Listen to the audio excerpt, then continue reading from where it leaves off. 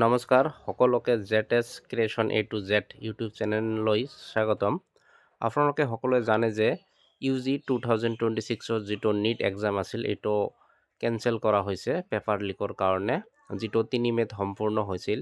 এতিয়া আকৌ NTA নতুনকৈ ডেট এনাউন্স কৰিছে, ৰি এক্সামিনেশ্যন হ'ব, ৰি নিট হ'ব, যিটো হ'ব 21 জুন তাৰিখে, ছানডে দেওবাৰ 2026 21 জুন তাৰিখে নতুনকৈ ডেট ঘোষণা কৰা হৈছে আৰু এই ডেটত আকৌ নিট এক্সাম হ'ব।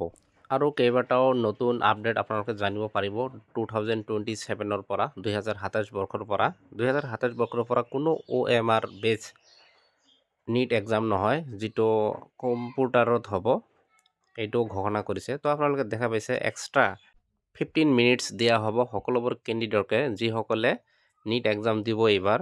আৰু এইটো বিগ ব্ৰেকিং নিউজ যে নো OMR sheet need to be completely computer based from next year govt after paper leak হোৱাৰ কাৰণে গভটে এটা ডিচিশ্যন লৈছে যে নেক্সট ইয়াৰৰ পৰা 2027 পৰা সকলোবোৰ এক্সাম CBT মানে কম্পিউটাৰ বেছড টেষ্ট বুলি কোৱা হয়, সেই হিচাপত হ'ব।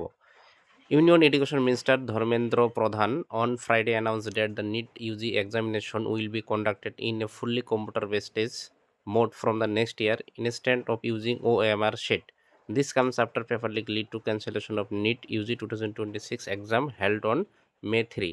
The exam has now been rescheduled to 21 June.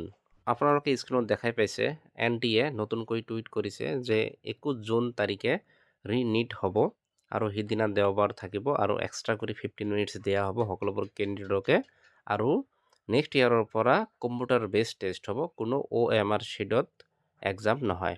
এইখিনি আছিল আপডেট। ধন্যবাদ।